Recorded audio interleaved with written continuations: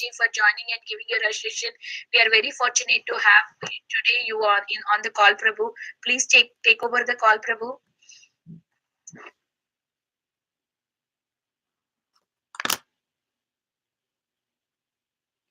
Hare Krishna, Prabhuji, you are muted yourself. Sorry. Yeah, now is my voice clear? Yes, Prabhuji, yes. Fine. Okay, yeah, so I'll just start the talk. So we are discussing 4th canto, 12th chapter, 17th verse. And this is Dhruva Maharaj goes back to Godhead. This is the chapter's name. So I'll just Charan and then we'll start. But before that, I'll just speak invocation and then Mangalacharan. Om Namo Bhagavate Vasudevaya.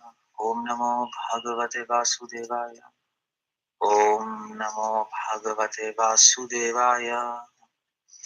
4th canto, 12 chapter, 17 verse. Tasyam Vishuddha Karana Shivavar Vighayaha Padhasanam Jitamarun Manasa Hrit Akashaha Sthule Dadhara Bhagavat Pratirupa Etat Dhyayam Stat Avyavito Yasrijat Samadhau. Srila Prabhupada writes in translation and purport. In Badrikashram, Dhruv Maharaj's senses became completely purified because he bathed regularly in crystal clear purified water. He fixed his sitting position by yogic practice, controlled the breathing process and the air of life. In this way, senses were completely withdrawn. Then he concentrated his mind on the Archvigreha form of the Lord, which is the exact replica of the Lord, and thus meditating upon him, entered into complete trance. Purport by Srila Prabhupada. Here is a description of Ashtanga Yoga system to which Dhruv Maharaj was already accustomed. Ashtanga Yoga was never meant to be practiced in fashionable city. Dhruv Maharaj went back to Badrikashram and in a solitary place alone he practiced yoga. He concentrated his mind on the Archvigreha, the worshipable deity of the Lord, which exactly represents Supreme Lord, and thus thinking constantly of that deity, he became absorbed in trance. Worship of Archvigreha is not idol worship. Archvigreha is an incarnation of the Lord in the form appreciable by a devotee. Therefore, the devotee engages in temple in the service of the Lord. Archvigreha, a form made of stool material objects such as stone, metal, wood, jewel, and flint. All of these are called stool or physical representations since the devotees follow regulatory principles of worship. Even though the Lord is there in his physical form, he is not different from his original spiritual form. Thus, the devotee gets benefit of achieving ultimate goal of life, that is to say, becoming always absorbed in the thought of the Lord. This incessant thought of Lord, as prescribed in Bhagavad Gita, makes one the topmost yogi. Now, what I want to do is I want to read the next verse also because these two verses are linked together. So I'll just go to the next verse and read the Sanskrit and the translation. So the next 4, 12, 18 is Bhaktim Harau Bhagavati Prabhahan Ajasram Anand Bashpa Kalaya Muhur Ardemana Viklibdyamana Hridaya Pulaka Chitango Na Atmanam Asmarat Asahau Iti Muktalinga. Prabhupada writes, because of his transcendental bliss, incessant tears flowed from his eyes, his heart melted, and there was shivering and standing of hairs all over his body. Thus transformed in a trance of devotional service, Dhruva Maharaj completely forgot his bodily existence, and thus he immediately became liberated from material bondage. Now, the purport I'll include in the lecture because the purport is quite long, but I'll include it in my lecture. I'll include the points, and then later you all can go and read it. So, but we'll go back now 4, 12, 17, and then go to 4, 12, 18. Okay. I'll just stop from Manglasharan. Om Ajnanatimrandasya Jnananjana Shalakaya Chakshurmilitam Yena Tasmai Shri Guruve Namaha Shri Chaitanya Manovishtam Sthapitam Namam Vishnu Padaya Krishna Pristhaya Bhutan Vishrimate Bhakti Vedanta Swamiti Namine Namaste Saraswati Devi Gaurvani Pracharine Nirvishesh Shunnyavadi Paishtatishtarine.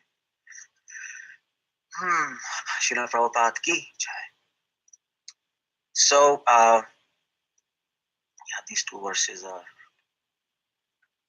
very, very important. I mean to say all verses are important, but these two verses are specifically important for because there's an important question and and and one important confusion which these two verses will help to solve and also help us to gain insight thereby. So as we'll be solving the question or the confusion, uh, we'll gain some good insights into devotional practice. Now, Dhruva Maharaj goes to back to Godhead. Now we know that Dhruva Maharaj went to Bhadrika Ashram and he did tapasya at the end of his life. Now, at the end, I mean to say, Prabhupada, at the end, he went. So in the previous verse, it is said, at the end, he went to Bhadrika Ashram. Whole life, he actually practiced. He did many sacrifices. He performed his duties, and now left his home and went to forest, and he practiced Dhyan Yoga. Now, what he was doing, by the way, in Bhadrika Ashram,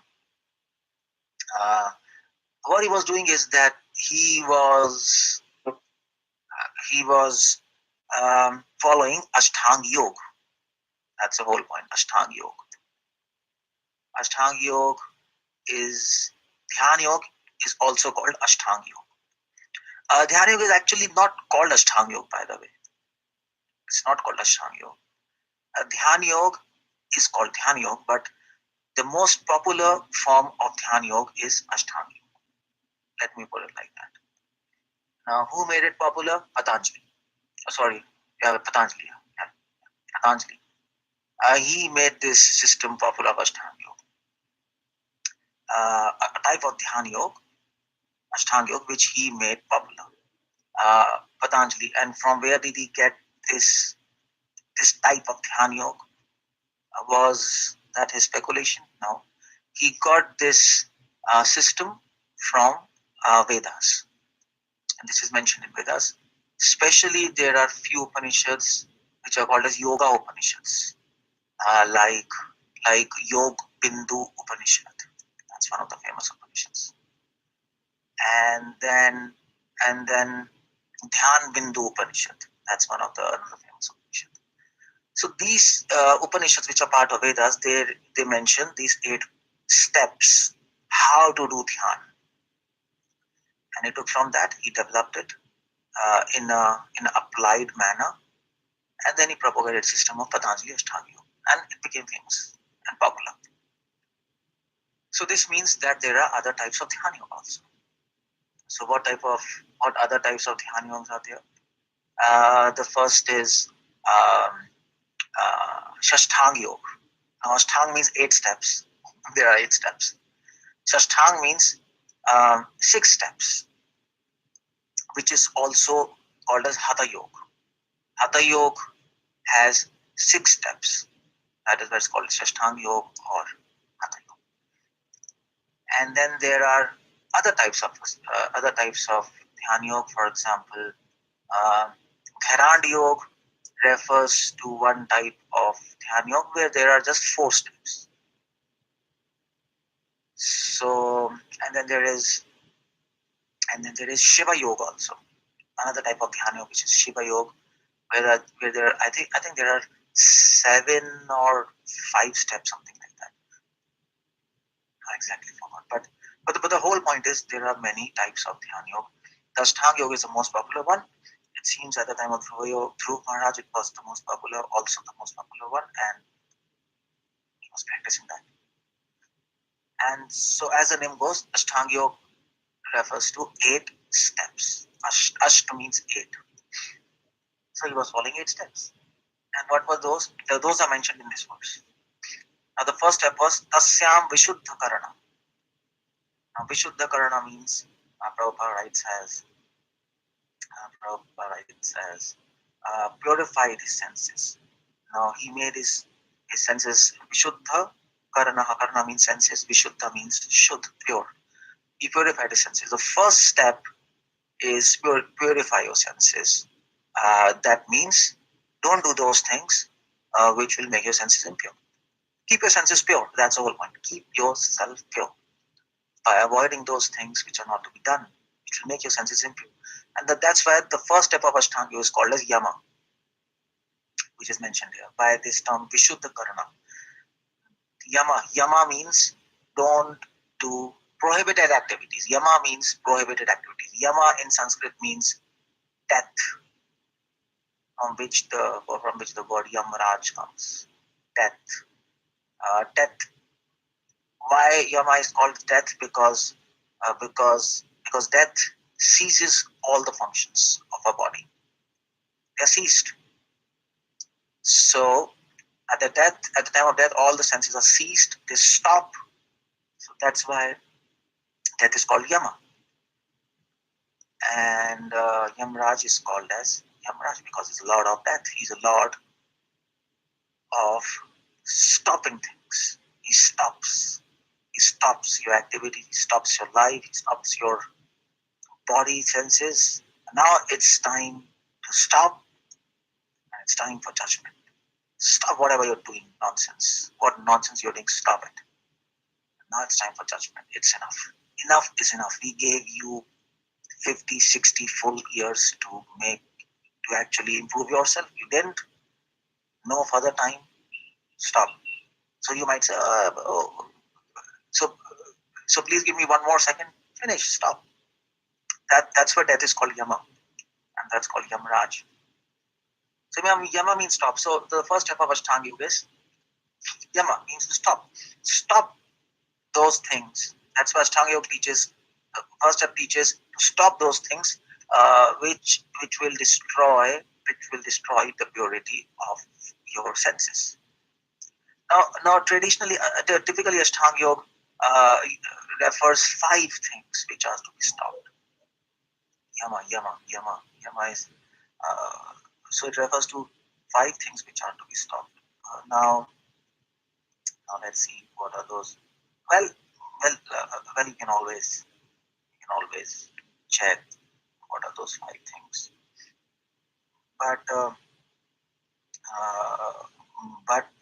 But if you go traditionally, those 5 things are for example asteya. Asteya is there, and this asteya means for example um, so you should not what do we say? You should not be a thief, or for example, control your senses like that. So that is one more Yama. You should control your senses. You should not steal. Yeah, you should not steal, for example. And then there are others. You can just have a look. On Google. So yeah. So anyway, I mean to say yeah. So yeah, now I remember. Yeah, fine. This asteya, that means you should not steal. The first thing Patanjali says, you should not steal. And then there is brahmacharya. That means, of course, you all know brahmacharya. Grahastha can also be brahmacharya. So brahmacharya means stop illicit sex. And then there is aparigraha. Aparigraha means you should not keep things more than required.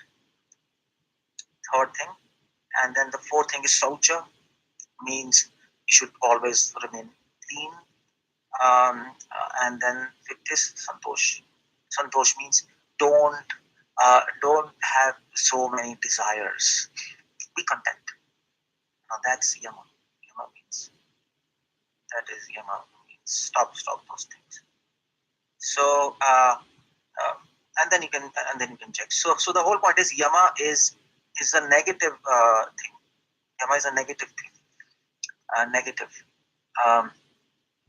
which you don't have to do.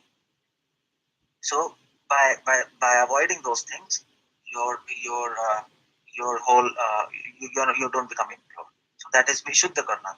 That's the point there. The aim of stopping is to keep yourself pure. That's the whole point. The next step is Shiva Var Vigaya. So the text says he was taking bath in pure water. And what is this? This is niyama. Niyama means those things which you should do.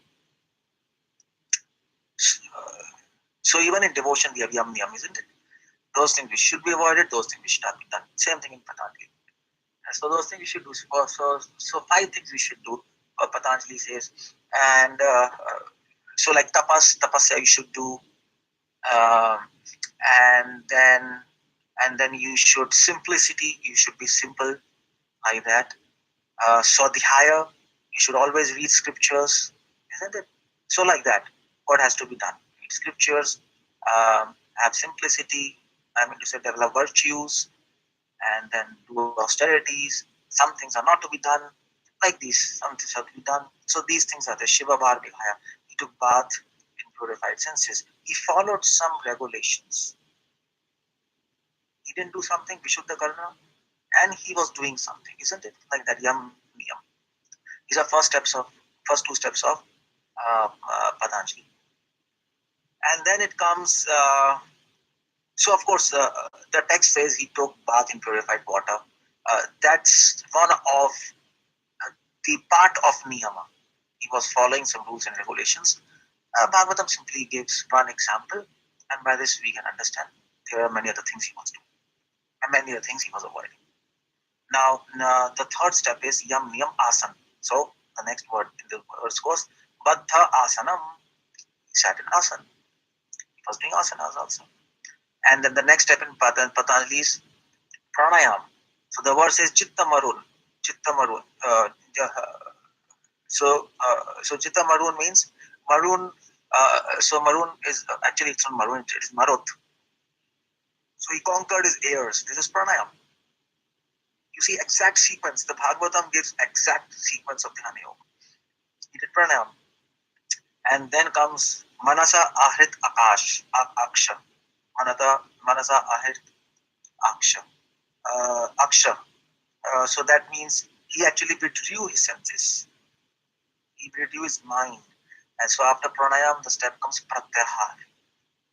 Pratyahar, Patanjali says, pratyahar means withdraw your mind from all objects, focus it. So that's the same thing here, pratyahar. So yam, niyam, asan, pranayam, pratyahar, and then the next step of Patanjali is tadhara. The next step is dharana. So the verse is sthule dadhara. You see the point? Sthule dadhara. And then what he did is, so after he did yam, niyam, he put asan, he did pranayam, after doing pranayam, he just sat and then he brought all his mind back from everywhere. He focused his mind, pratyahar, and then dharana. Dharana means he focused. He started focusing his mind. So he started concentrating his mind on what? Bhagavat pratirupaitat, on the form of Lord. Now here's a point. If you go to 11th canto, Krishna also mentions Ashtanga Yoga. There's a whole chapter there, Dhyana Yoga. Krishna is explaining Dhyana Yoga. Explains 6th chapter Dhyana Yoga. Now there Krishna says, so Krishna is talking about yam, niyam, asan, pranayam, pratyahar, dharana. And when he comes to the point of dharana, he specifically mentions, and Prabhupada also mentions the purports. Prabhupada mentioned the purports of first canto also everywhere, that the whole point is to meditate on the form of Lord Vishnu. That's the whole point. No other meditation should be there. You should not meditate on some dot, as modern Dhyan yogis recommend. Meditate on fire in your heart, or some dot, or empty your mind. Focus your mind on yourself. It's all nonsense. It says Bhagavat pratirupayat. Krishna specifically says, meditate on me. In that, when you approach that limb, that step of Patanjali Yoga, which is so after practicing preliminary steps, yam, niyam, asan, pranayam, pratyahar, and you reach pradharana. then you should focus on me, or form of Lord Vishnu. And that's what Dhruva was doing. Dhruva was meditating on the form of Lord. Prabhupada mentioned it. And Prabhupada says that the form of Lord is all auspicious, because it is not mental speculation. Although the form of Lord is being meditated by mind, Prabhupada is using his mind. And Ashtanga Yoga, you use your mind to actually think of the form of Lord. You concentrate your mind on the form of Lord. Prabhupada says he concentrated his mind on Arjuna, which exactly represents Supreme Lord, and thus thinking constantly, he became absorbed in trance. So although you're using your mind to focus on the form of Lord, but the point is, because the form of Lord is bona fide, it is mentioned in scriptures, it is not speculation, it will purify the mind. And Krishna will accept that dharma, that focus. He will accept. So it's almost like holy name, just like we chant holy names. So we chant holy name by using material tongue. But then holy names have power. So Krishna accepts it, because holy name is Krishna. So the form of Lord is Krishna. The words of Lord is Krishna. The words of Lord is God. The form of Lord is Lord. There's no difference. So even if you're meditating on the form of Lord by your mind, so especially in the system of Dhyana Yoga, then Krishna has mercy, because why? Because you are obeying scriptures. You are meditating on the form of Lord, which he has recommended in scriptures. So he will give mercy. So that is pratyahar. And the word used is Bhagavat Pratirup. Bhagavat Pratirup is Bhagavat Pratirup means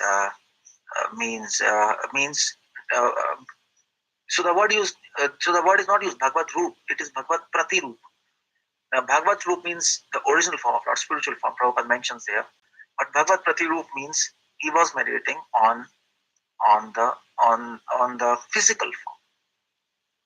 Prabhupada mentions, even though there is a physical form, he's not different from his original spiritual form. He was meditating on a physical form. He was meditating on the form of a deity by using his mind, Bhagavat Pratirup. But nevertheless, because physical form is a replica, is made on the description of the original form, and thus they are non-different. So that's why the effect is the same. So he was meditating on Bhagavat Pratirup. So that is dharana, and then the next step is dhyana, and the text says dhyayam stad vyavahito. Dhyayams, he did dhyana. Dhyana, he then started. He actually.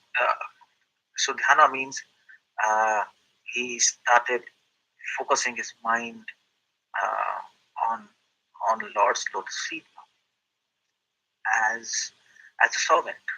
Dhyan. Now, so in dharana, he's simply focusing on the form, but in dhyana, there is also concept behind that focusing. So in dharana, so in dharana, it's just like let me say, it is just like you have a form and you're focusing. You're just gazing at it ceaselessly, without any conception. But in dhyana, there is a conception. Yes, this is Lord. This is my Lord. You see the point there? There's a difference between dhyana and dharana. And he's like this, he's like this, he's like this. So he's meditating on the qualities also now. In dharana, there's just form.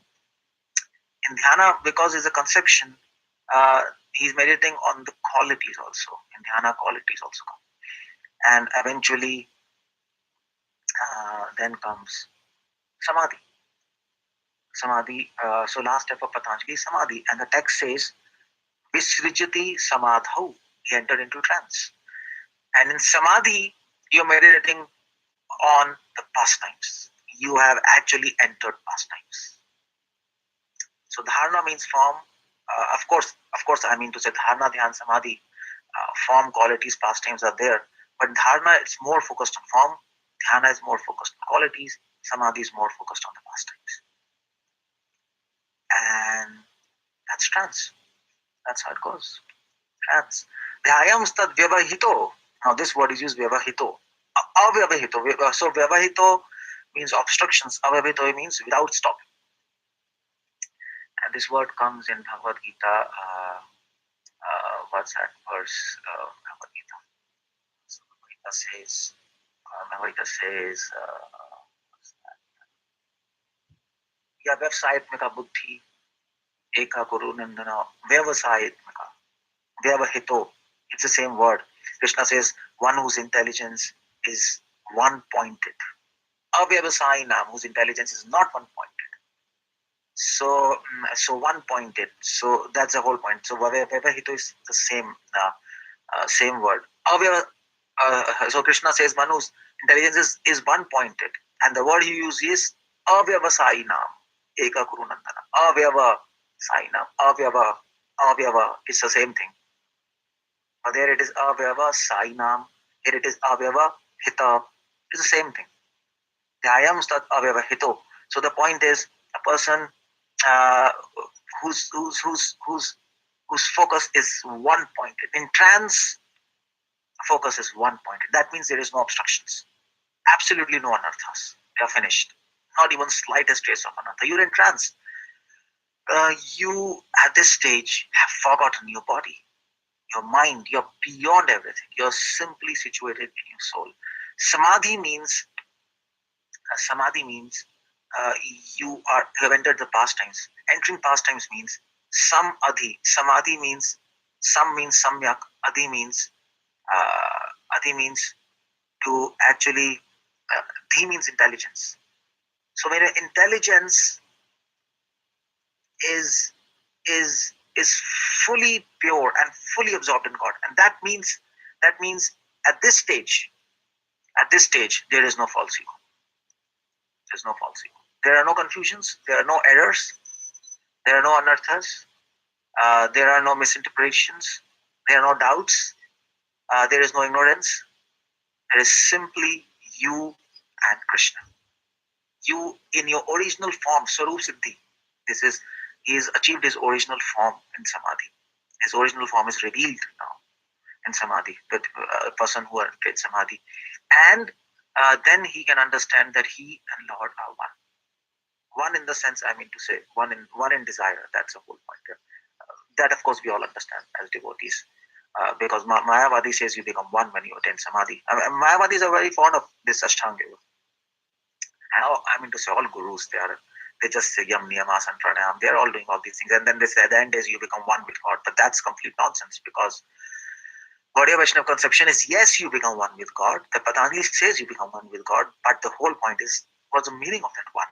The meaning is your desire becomes one with God. Now you don't have any other personal agendas, personal desires. The whole obstruction in devotional life is your own personal desires, personal agendas, personal plans, personal likings, personal dislikings. These are all problems, and we're all trapped in this. So, but in Samadhi, they all vanish. They're all finished. You simply desire what God desires. That's Samadhi. Why?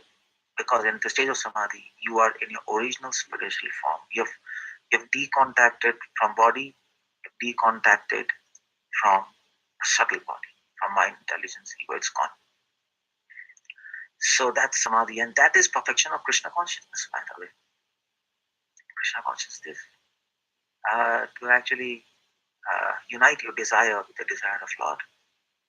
That's the most difficult part, you see, and that's why there's Ashtanga. I mean to say, who is foolish to follow all these things? Yam, niyamas, pranayam, pratyahar, dharana, dhyan, then Samadhi. If it was so easy to actually unite your desire with the desire of God and do not desire anything else, it was so easy, then what the hell is going on? Why these so many steps? There should be just one step, Samadhi. But it doesn't happen like that, isn't it? We all know that it doesn't happen, and it's difficult. So anyway, Dhruva Maharaj practiced this Dhyana Yoga. and he reached Samadhi. He reached perfection. That was Dhruva, determined, we know. And Prabhupada says, actually Dhruva was accustomed, now that's to do this. So it was easy for him. He did it. Now, there are two questions here, if this is clear. But anyway, before I come to the questions, there are 2 points there in this, so what we can learn from Dhyana as devotees. And that's one big question.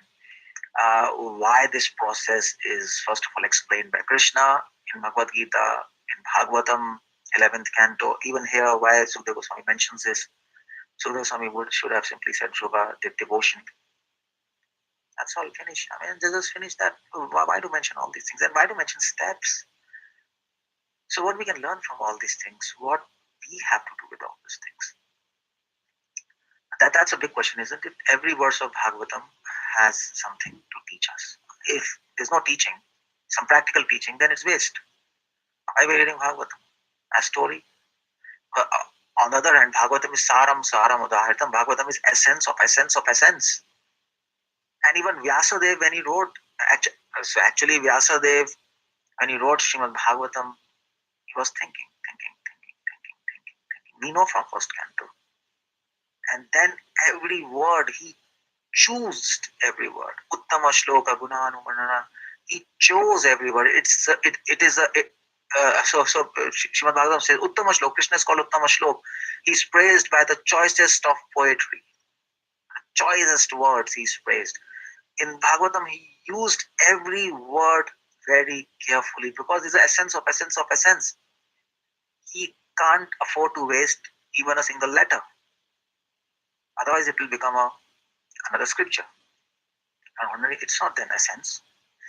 So in essence, he used minimal words, isn't it? And the most important words, just like nectar of instruction, like that. So every word is important for us. Now you might say, well, Dhyana Yoga is explained because to say it's not practical and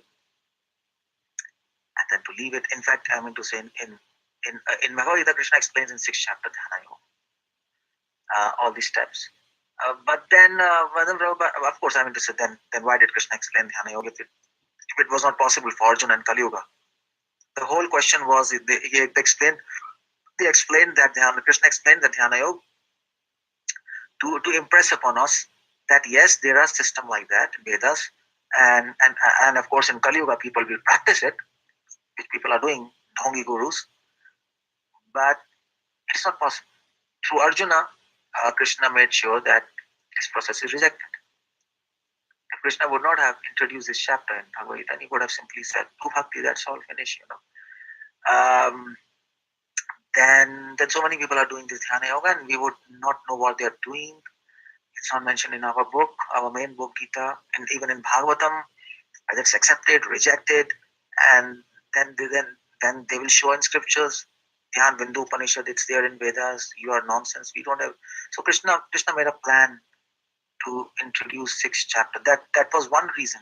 That is one reason why Dhyana Yoga is mentioned in Bhagavatam and also Bhagavad Gita. Another reason is, now why Sukadeva Goswami is taking pain and Vyasadeva is taking pain to describe all the 8 steps which Dhruva is doing here. Now, of course, here the reason is, so another reason to mention the steps of Dhyana Yoga is, especially in Bhagavatam, especially here in this context, is that we can learn from these steps. As devotees, Yagya Sankirtane Praya Rajanti Sumedasa, they are very intelligent. And Anukula se Sankalpa Patikula se Varjanam, whatever is favorable, they take it. If the process is favorable,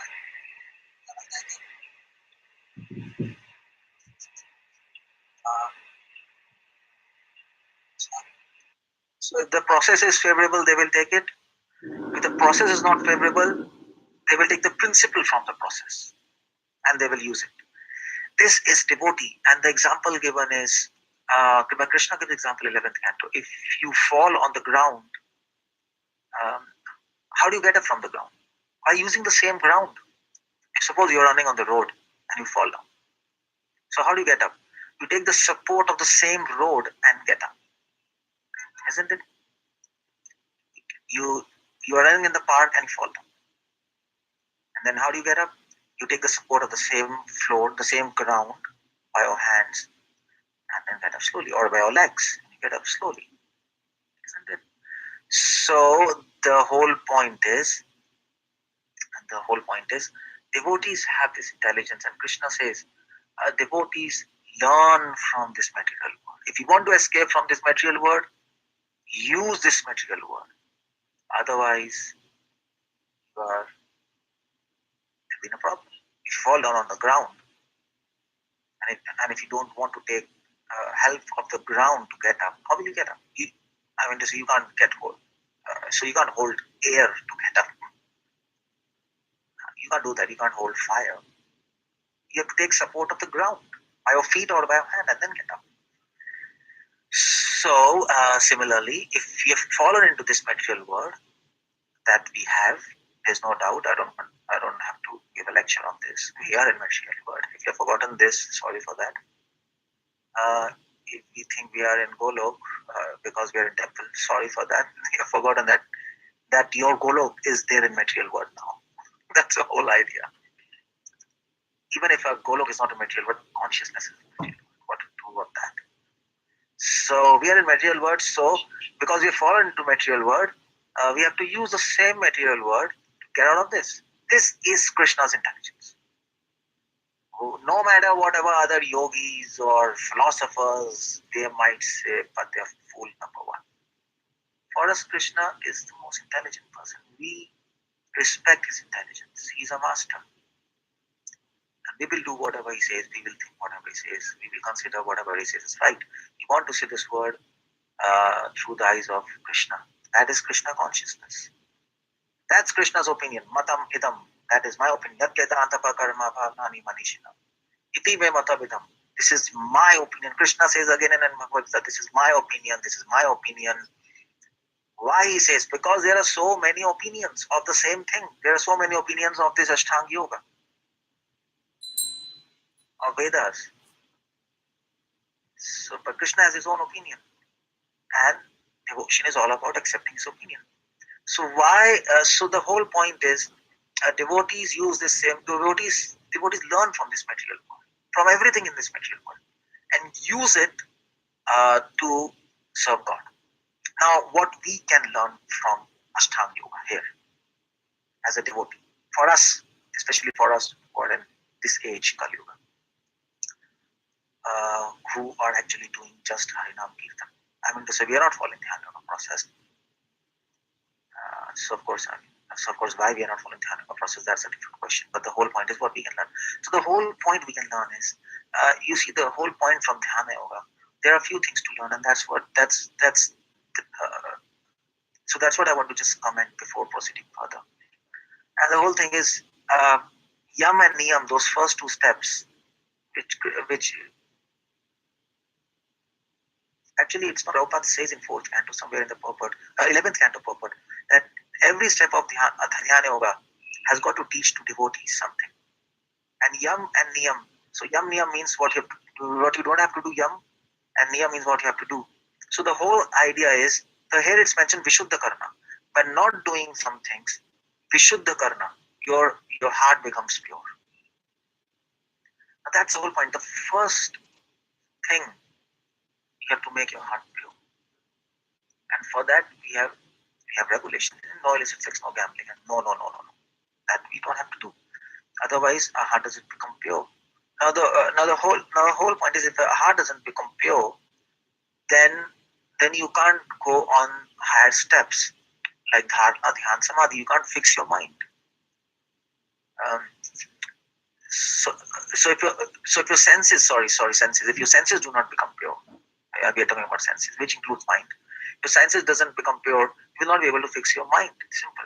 So the whole point is, controlling mind needs purity.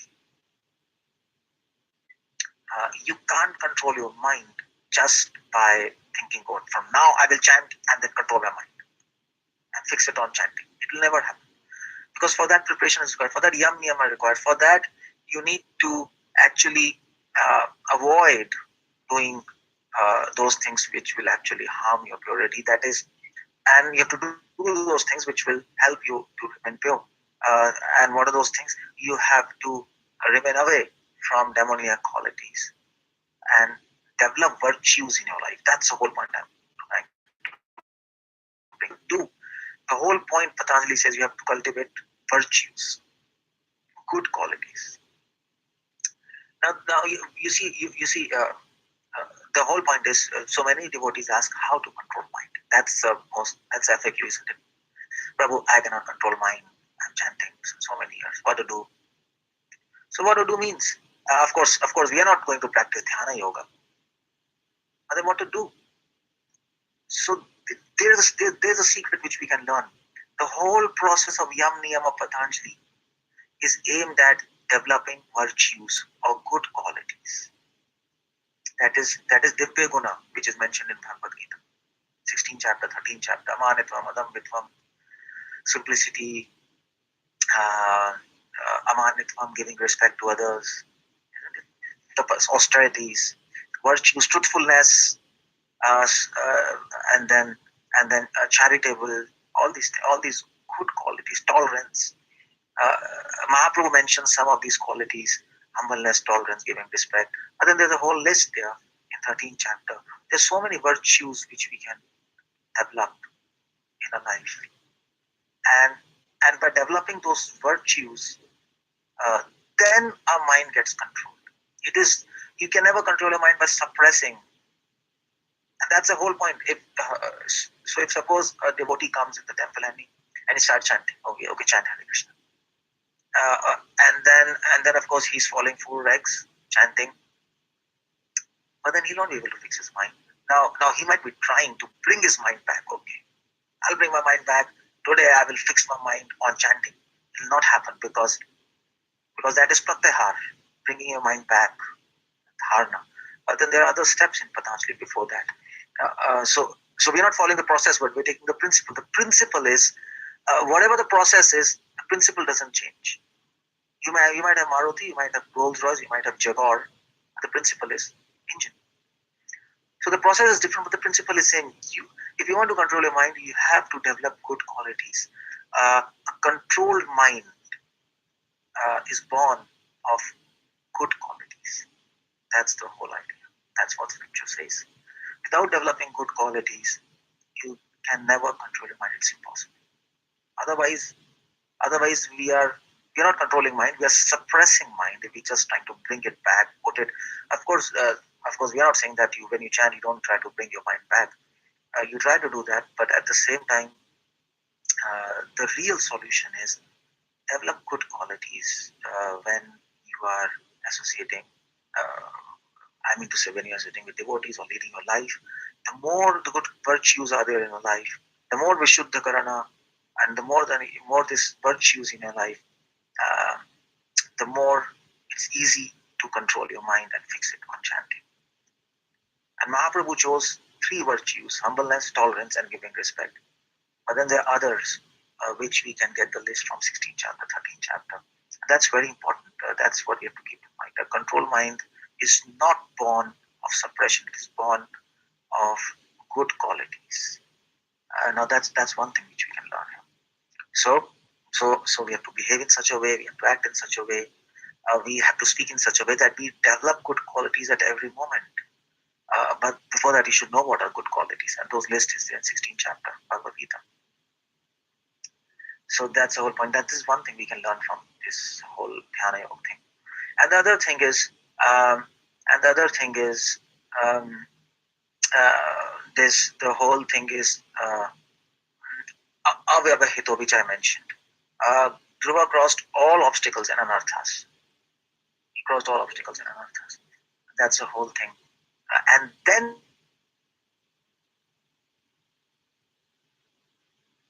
desire of God. So to cross all the obstacles, and the main obstacle is our personal desire, personal agendas, personal plans, which we have to throw them away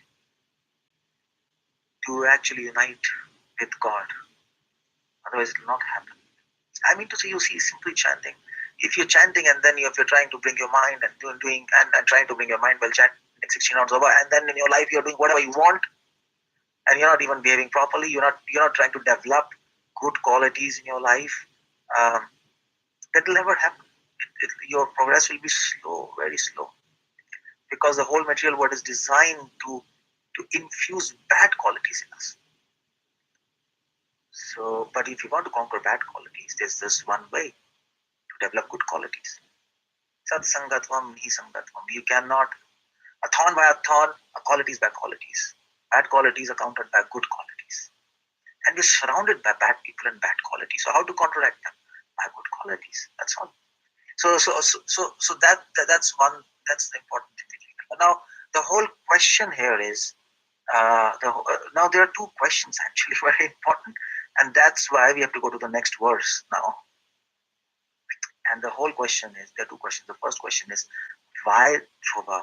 Why people were doing Dhyana Yoga in Satyuga? Now, I just mentioned in the last lecture that Dhruva is somewhere between Satyuga and Treta Yuga, because he was doing sacrifices also.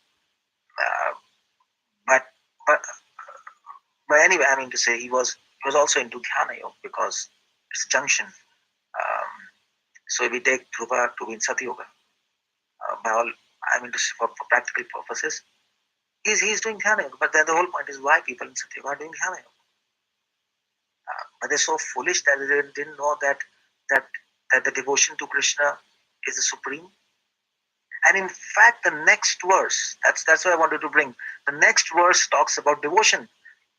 Prabhupada writes, because of his transcendental bliss, insensate tears, his heart melted standing of airs, thus transformed in a trance of devotional service, Dhruva Maharaj completely forgot his bodily existence, became liberated from material bondage.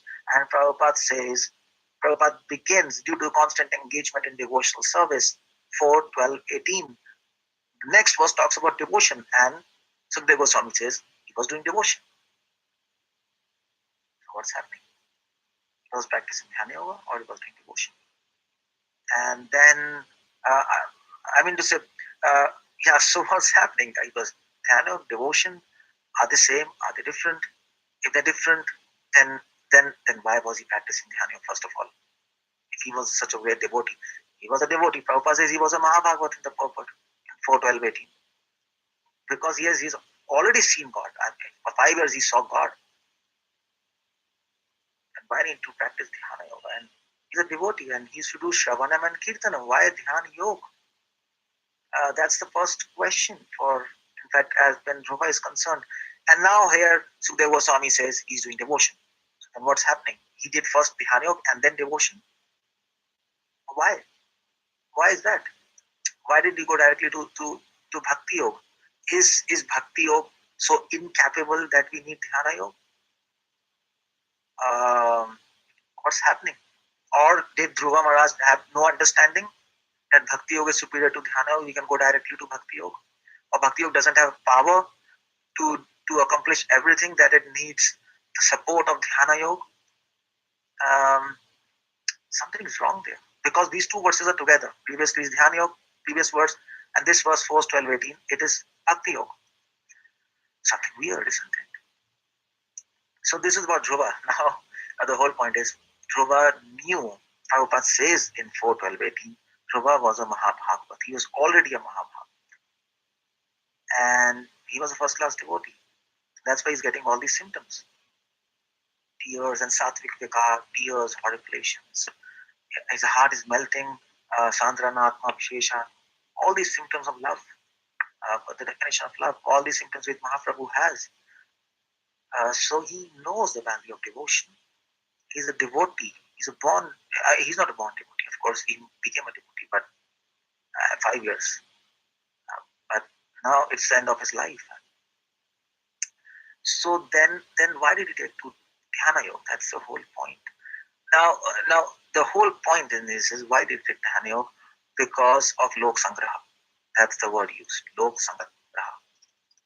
Lok Sangraha means to set an example for other people in Satyuga. Now we know that in Kritaya Dhyayata Vishayam, the whole process of Satyuga is Dhyana Yoga. Dhyana Yoga was not required for Dhruva. He could have simply done this verse, Bhaktim Harau Bhagavati, but have been Bhakti, Shravan and Kirtanam. He knows Shravan Kirtan is the highest, holy names are highest. but to set an example for others, because everybody else in Satyuga is not a devotee. I mean to say, Satyuga has many of the people in Satyuga are Paramahamsas, as we discussed. They're perfect, almost perfect. Yeah. But the whole point is, that's the general norm of Satyuga. But then there are many other people who are virtuous, who are very strong body, and who have all good qualities with them. Uh, they are almost on the verge of perfection, but they need to perfect their lives. So Satyuga, everybody's a Paramahamsa in the sense, but the whole point is they're almost perfect. That means they have not yet seen God face to face. That's the whole idea. Some have seen, and they're very powerful. They are the rule. Uh, People look up to them, who have seen God face to face. But the many others have not seen face to face. The perfection of life is to see God face to face. Yadi tomar poon kripa, yadi tomar charan uday, Gopi says. We think in Chaitanya Charitamrita, we will consider your mercy as complete and perfect only when your lotus feet manifests in our heart. In other words, only when we see you face to face. Otherwise, we don't think we have perfected our life. Now, that's the whole point there. So to see God face to face, they have to do something. That last bit of effort they have to put. Otherwise, they're pure. They have all good qualities. They have understanding of devotion. Now, the whole point is Satyuga people, they understand that devotion is the highest. Now the whole question is, of course, let's leave Dhruva. The first question is why Satyuga people are practicing Dhyana Yoga. Didn't they know that Bhakti is the highest? I mean to say they could have simply done Bhakti. If they're so pure, if they're so virtuous, just take Bhakti, and they're so knowledgeable. Just do Bhakti. Vedas are very clear that Bhakti is supreme. Dhyana Yoga and all these processes are not the supreme process. So then why Satyuga people are doing Dhyana Yoga? And why the Yoga process, why the Yoga dharma of Satyuga is Dhyana Yoga? It should be Bhakti Yoga directly. That's all. Finish. In fact, for all Yogas. But you know what? God is intelligent, and whatever he does is correct. And there are two reasons why Dhyana Yoga is a Yoga dharma of Satyuga. In spite of the fact, everybody knows that devotion is the highest. Chanting of holy name, Shravanam Kirtanam, the highest. It is not that in Kali Yoga we are doing Shravanam Kirtanam because we cannot do Dhyana Yoga in Kali Yoga, because we are incapable. That's why we are doing Shravan Kirtan. This is what Gyanis like to say, because you're incapable to do Dhyana Yoga, so you do Shravan Kirtan. That's an offense against Shravanam and Kirtanam. Shravanam Kirtanam is not below the process of Dhyana Yoga. They're the highest, they're always the highest, they're always supreme, and always the most powerful. The whole problem in Kali Yoga is not because the process is deficient, but because we are nonsense and we cannot practice Dhyana Yoga along with Bhakti Yoga. That's the whole point. That's why Dhyana Yoga is not there in Kali Yoga. Now the whole point is in Satyuga, because people are strong, they are virtuous, and they are very pure. The process recommended is Dhyana Yoga. Dhyana Yoga is process recommended to actually reach Bhakti Yoga. Everybody knows in Satyuga that Bhakti Yoga is supreme. Everybody knows that names of Vishnu are supreme. Shravanam Kirtan is supreme. But then there are two problems in Satyuga. And the whole problem in Satyuga is purity. That's a contradiction. Now that's a funny thing, because they're so pure and they're so virtuous, and the whole atmosphere in Satyuga is so peaceful and devoid of all kind of negative, evil things. The atmosphere is so conducive and so peaceful, and so in Satyuga there are no major diseases, no obstacles. Everything is nice, and the mind is nice, environment is nice. It's pure. Everything is pure. That is actually meaning of Satya. Satya means truth. Truth means purity. Satya is also called Krita Yoga. Krita Yadhyayata Vishnu. Krita Yoga means, Krita in Sanskrit means strength. They have strength of body, strength of mind, strength of the atmosphere atmosphere, the environment around them also gives them strength because it's pure. So, but you know what? Often, what is a quality that also becomes a drawback? That's the whole point. Sometimes strength becomes a weakness, and sometimes weakness becomes strength. Now, the whole strength becomes a drawback in the sense they're so pure, so Krishna expects from them more than from us in Kali Yuga. It's very easy to understand. I mean to say, if a child writes A, B, C on the paper, a lot of difficulty, you will appreciate him like anything. Oh, it's so nice. This. But if a fifth class boy writes A, B, C, you will say, come on, you're fool. Nonsense. Write some sentence. You expect from him more because he knows more. He has more knowledge. He has more capabilities. So if a child simply stands and starts walking and then falls down and then stands and says walking, we'll encourage him. Oh wow, it's so nice. You're walking. But if a 5-year-old child, if he starts walking, we say, come on. There is no praise in that, isn't it? Because you start expecting more from them because there are more facilities. So they're more pure, the environment is pure, Krishna has given them a pure atmosphere, pure planet, everything. So the expectations are high. They need to do more, they need to fix their mind for a greater amount of length than us who are surrounded. Kali Yuga people are surrounded by so many evil things. Even a slight devotion will give more benefit in Kali Yuga. Because anybody who can do even slightest of devotion in such a useless atmosphere, in such a hypersexual atmosphere, such a hyper evil atmosphere, which is very difficult to do. Just like a child, if he starts walking, in spite of his brain is immature, and he gets up and walk and then falls down. Oh wow, this is good. But in Kali Yuga, but in Satyuga, it's the way around. Everything's nice, everything is pure. So Krishna expects, yeah, okay, fine. I've given you facilities. I've made the environment pure. I've made the environment free of thing. I've given you virtues. So we have to. It is more is expected from you. So from them, uh, uh, for them, they must meditate. They must do devotion for a longer time. And that's why Prabhupada says Valmiki, he did meditation for 60,000 years. So they must do devotion for a longer time. So well, then you might say, okay, fine. So they can keep on chanting for a longer time. That's all. They can keep on chanting. But then there's another problem. And the whole problem is, they can keep on chanting for 60,000 years. That's the whole thing. But then why Dhyan Yoga? Because the whole point is in Kali Yuga, even a small, because in Satyuga, even a small offense have greater punishment. Even slightest of offense. Because they're so pure and everything is so conducive. So if you make a mistake, you will be punished more. From Krishna's perspective, if you look from Krishna's perspective, you will understand.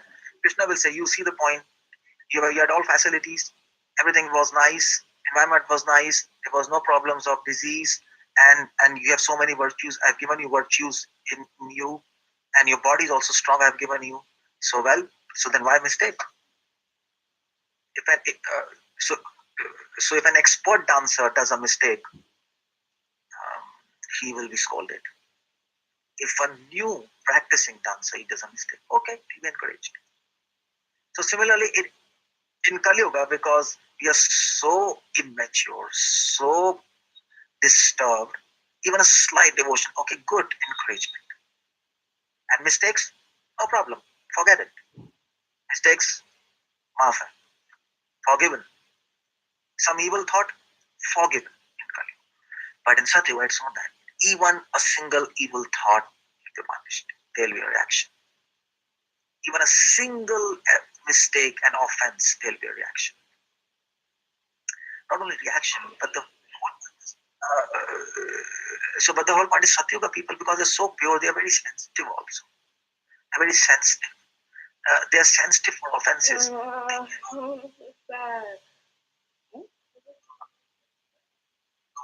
Actually, somebody has, yeah. So they're very sensitive. Actually, they're very sensitive to offense and sins because they're very pure. I mean to say, you look at all of us in Kali Yuga. We are doing sins after sins and have no So happy. You're doing offense and offense after offense. We have even don't know guilt about that. But in Satyuga, we read stories in Satyuga. A small mistake happened by one rishi, and he cut his hands. Cut his hands. Hell with his hands. That kind of sensitivity was there. A rishi, he just saw a female by his eyes, and one bad thought came. He just pierced his eyes out. You see the point that they're very sensitive because of that purity. You see the point there, because they're sensitive to offense and sins. They first want. They don't want that when they chant, their mind should go here and there, because they don't want that that Krishna should become unhappy, because they know offense makes Krishna sad. They're pure. They can perceive this. It makes Krishna sad, and they cannot think of making God sad. They cannot even think of that fact. So because they're very sensitive, so Krishna says, okay, fine. So first do dhyana, go in trance, decontact from your body and mind. Then there will be absolutely no offense, no sin, because your mind is not there. You have gone beyond mind and body. You've gone beyond mind and body. So there are no chance of offense, no chance of sin. They are happily in samadhi and in trance. Then they do devotion. Then they chant the holy names. So then they are able to chant holy names nicely. They are not disturbed by the fact of purity. You see the point there. So in Satyuga, because they are so pure, it's helpful. But then there is a drawback also. There's a dark side also. So that's why Krishna had to introduce Dhyana Yoga. So Dhyana Yoga is a yoga dharma not because to replace Bhakti Yoga, but because it is anukula to Bhakti Yoga. You see the point? That's the whole point. It is anukul to Bhakti Yoga, just like Varnashrama, Tretayam Jadomakhai. In Treta people used to sacrifices. Sacrifice means Varnashrama. Varnashrama was very anukul to Bhakti Yoga. So Dhyana Yoga process in Satyoga, that's a yoga dharma, not because Bhakti Yoga is not supreme and they didn't know about that, but because it is very conducive for the people who are born in that age. They can simply do Dhyana Yoga, go in trance, and then they don't have any problem of doing offense and thinking wrong and reactions, and their whole so they're not disturbed from inside, because they're very sensitive. They're very sensitive to this offense and sin, and very sensitive to the fact that God becomes sad, and then they can't really focus on God. They'll be disturbed and they'll feel guilt. So there's a lot of guilt in them, and then that will be obstruction in their whole meditation or whole chanting God. So okay, Krishna, that's fine. Do dhyana yoga, go into trance, and then sit for 60,000, and then keep on chanting in trance. So that's why Prabhupada says here. Prabhupada mentions here this transformed in a trance of devotional service. You see the point. Prabhupada says, in a trance of devotional service, 4:12:18. Prabhupada says, in a trance of devotional service, Dhruva Maharaj completely forgot his bodily existence. In trance, he entered trance, and then he was doing devotion.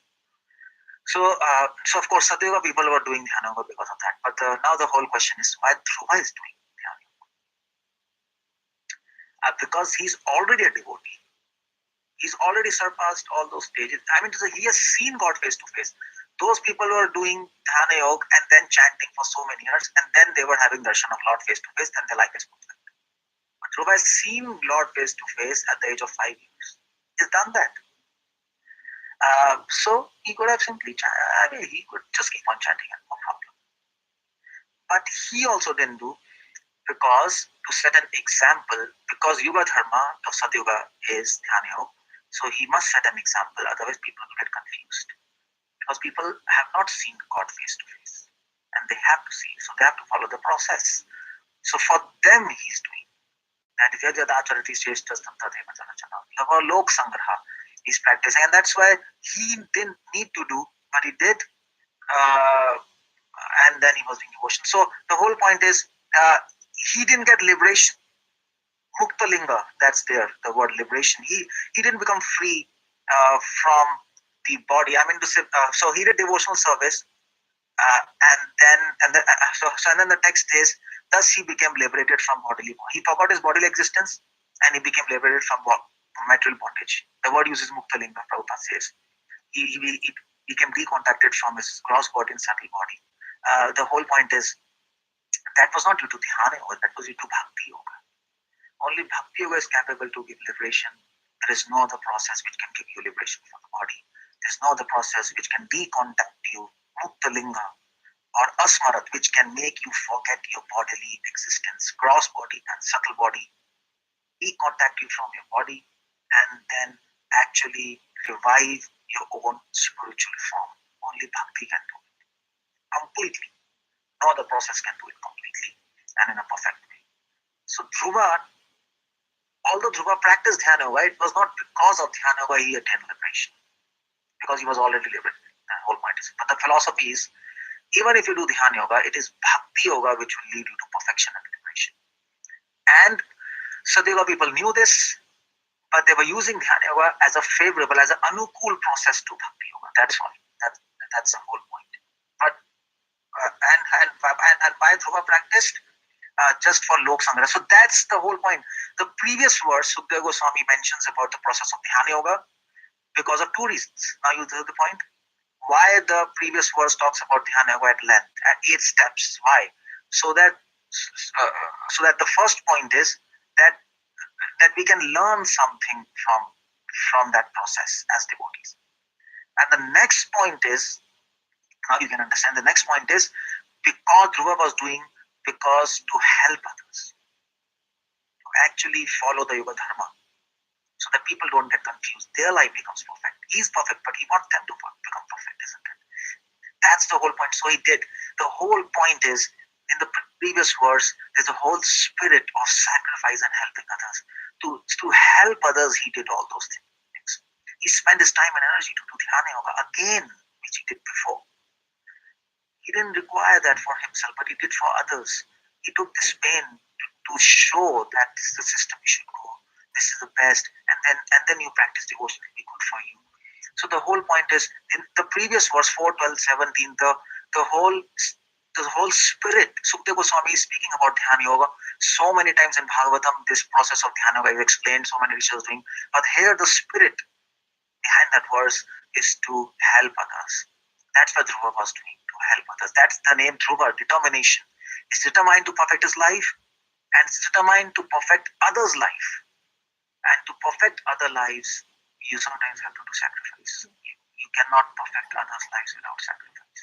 That's impossible. For oneself, you can do something, but for oneself also you have to sacrifice, but for others you have to sacrifice a lot. You might not actually, as a devotees, we might not need to do so many things in devotion,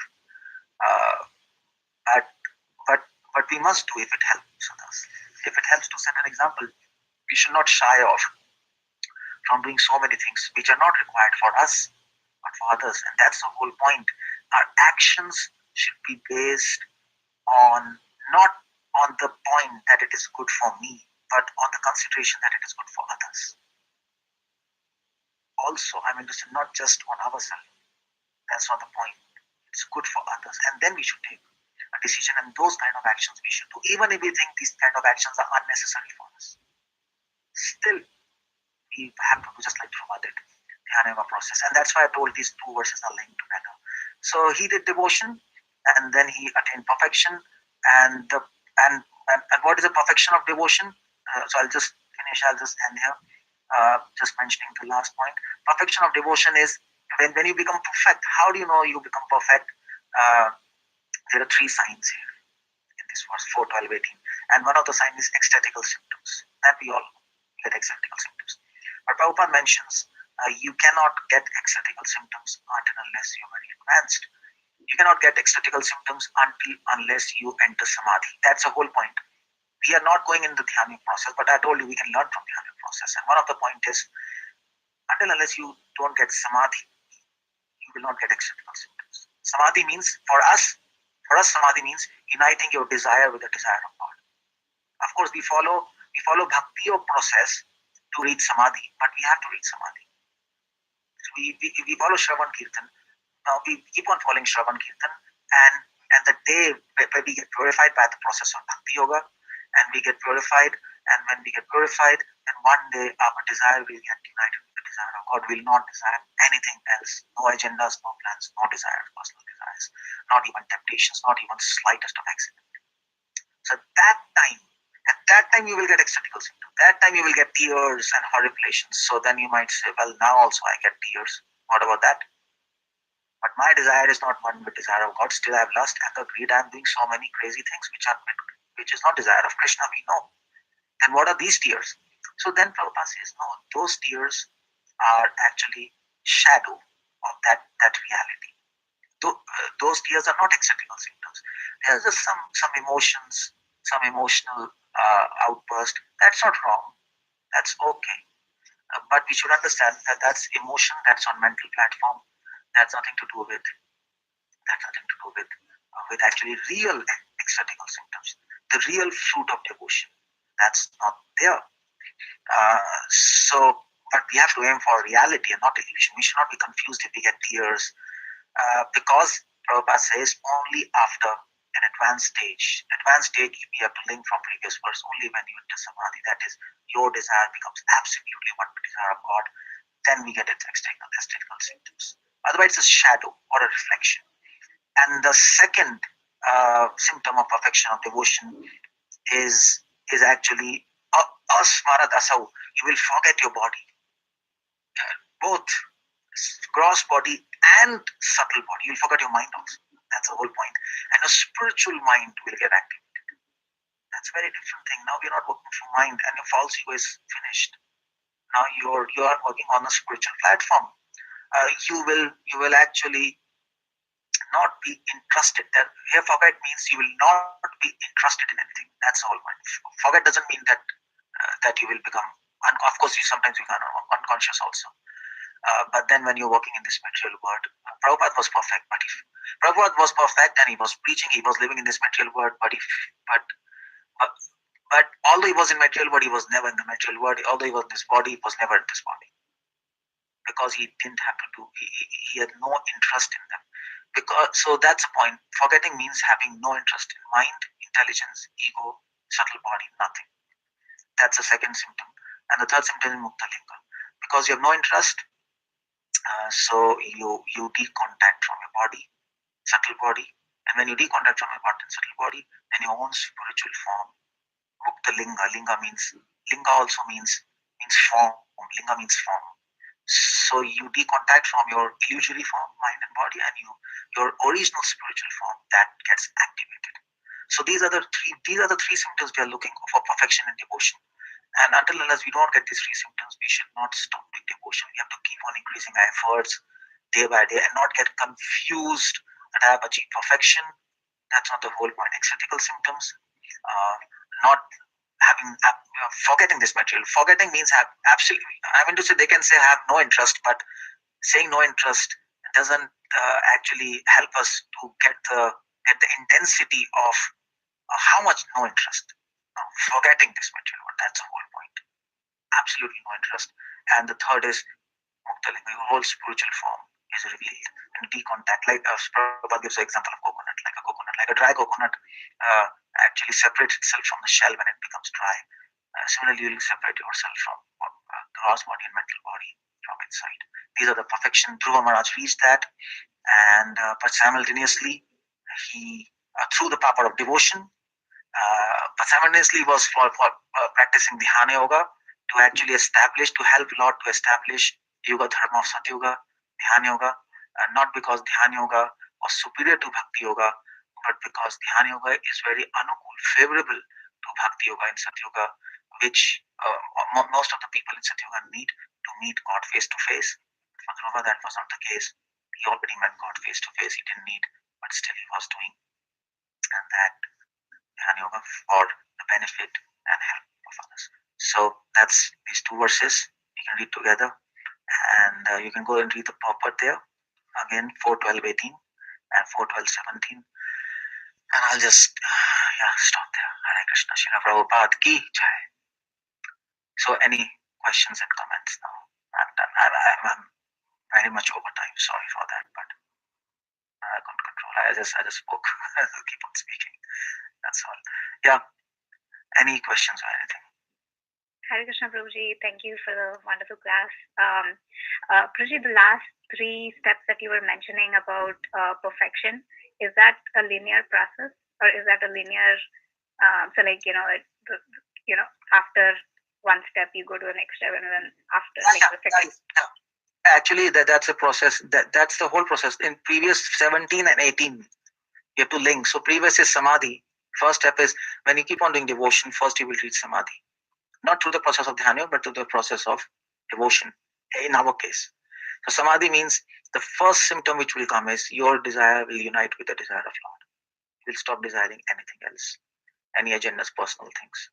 And then when you advance further, then the next step is these ecstatical symptoms, Ananda Bhashpa Kalaya, all these tears and all these. And then when you advance more, then further next symptom, that is you will forget your body and subtle body. You will start separating from your body and subtle body. So sorry. Yeah, you'll start separating. Uh, that means you will start losing interest in your body and subtle body as well. Your mind, intelligence falls ego, and that means you will be able to recognize the difference between mind, intelligence, and ego. You will be able to see those three separately. And then the fourth step is, if you advance more, then the fourth step is muktalinga. You become liberated. You decontact from subtle body and body, cross body, and you gain your original spiritual form. So that these are the four step-wise steps which will happen on the journey of a devotional service when we become perfect. So when you approach the goal, these four posts will come, and then by these signposts you can see, oh yes, I am on the end of this devotional path. By these two verses we can understand. So, Prabhuji, when we practice, or when we see devotees practicing for a long time, we see that they're slowly becoming like detached from their body, or like not as you know not identifying themselves with the body, not on the bodily platform. So is that basically? No. That's shadow. That's not reality. I mean to say that's shadow, because the whole point is because the first signpost is samadhi, and samadhi means your desire is united with the desire of Lord. There is no other desire, no other anarthas, almost no other anartha. So we see devotees who are not interested in material world, not interested in body, but that's the same time they're still lust, anger, greed, isn't it? I mean to say, if you talk about abhasa, so many anarthas. So this means, so then what's happening? So they are perceiving the shadow of these stages when they're advancing. By the mercy of Krishna, by his mercy, he's giving this shadow. Okay, this is something is going to happen like this when you become perfect. So get going like that. So we should not get confused that is something real object. We're getting shadow by mercy of Krishna to encourage us. Now we have to go ahead and catch the real substance. We are in the shadow of the tree, but we are not on the tree. And we have to go on the tree. So we should not get confused that the shadow is a tree. Like so that, because is basically just encouragement for the devotee. Yeah, of course, that's encouragement. I mean to say, if you have, so if you're so suppose if you're in a desert, scorching sun, and there's a tree, and then you approach a tree, but first the shadow will fall on you. So before you go in the shade, so even the shadow will actually give you relief from the sunlight, from the heat. And when you're in the shade, that's perfect. But you don't remain in the shadow, and you don't say, okay, this is enough. No, I have to go in the shade, because the shadow is going to go back. When the sun sets, or when the sun goes in a different direction, shadow will vanish. So these symptoms are like shadow. It is there, it will vanish, it will come, it will go. So quickly you have to go under the shade. You have to go to this real thing. And how do we know what's a real and what's illusion? By the steps. That's why if you're not on the samadhi, then you can't go. Then you can't have real steps, further steps. It can't happen like that. Okay, yeah, got it. Thank you, bro. Yeah, thank you. Hare Krishna. Hare Krishna, Prabhuji. Thank you so much, Prabhuji. Very, very nice class. Nice analysis of Bhakti Yoga and Dhyana Yoga. So yesterday we were reading Gajendra's prayers, and we had a question on that when Indradyumna was actually in trance and he couldn't welcome Agastya Muni, and he was cursed by him. So, it was mentioned that he was in trance and he didn't, I don't know exactly if it was trance, but he was meditating and he didn't see the sage, but he cursed to become dull like an. Actually, that was not the point, that he was in trance and he didn't see because of not noticing. He was cursed because the Agastya Rishi. So I think it was Agastya Rishi, isn't it, who actually cursed him? He came and of course, he could understand that if a person is in trance, he can't notice.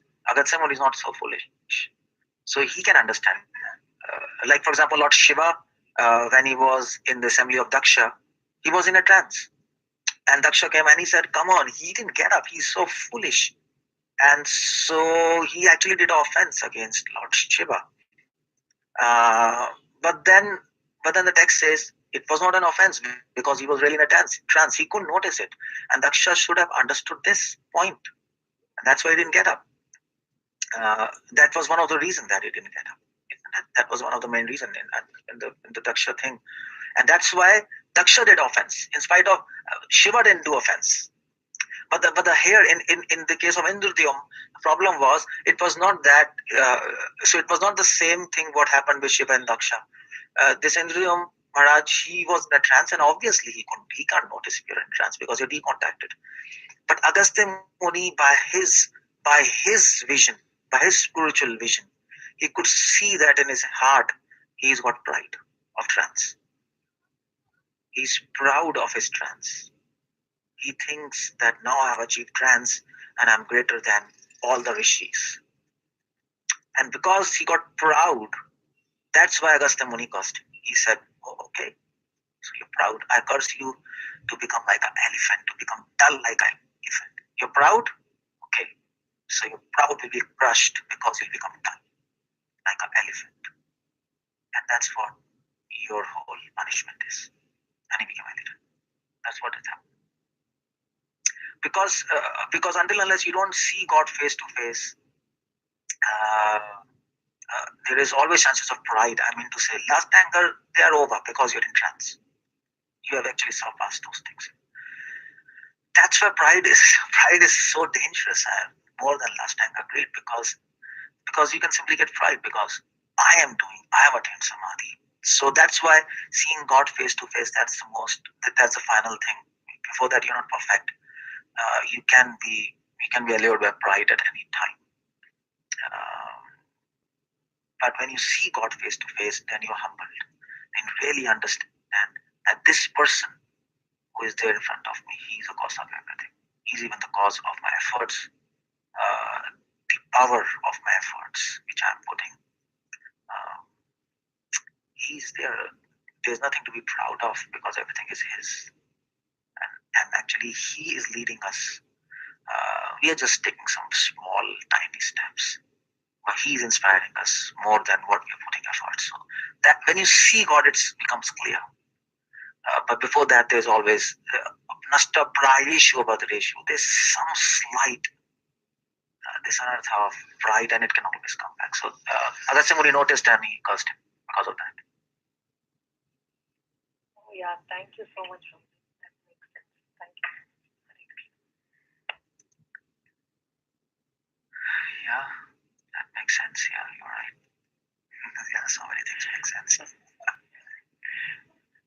Hare Krishna Prabhu, please accept my humble obeisances. Thank you very much, Prabhu. Your class was very wonderful. You were covering all the different aspects and presenting logically also. It's very helpful for me, Prabhu. Especially, I like the point about the qualities, how developing nice qualities will help us control the mind and hence perform our devotion service nicely. That's a very nice thing I took, Prabhu, from the class. It is inspiring. Yeah, a couple of things around that I wanted to ask you, Prabhu. One is just to confirm the understanding or correct my understanding. One is about many of the qualities that we read in Bhagavad Gita are promoting mode of goodness.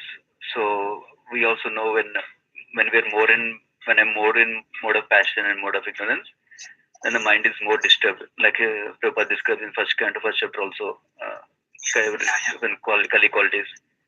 So is this right understanding also that the reason it's helping, qualities are helping to control our mind is because they're promoting mode of goodness, or something else also? Yeah. Absolutely right. I told you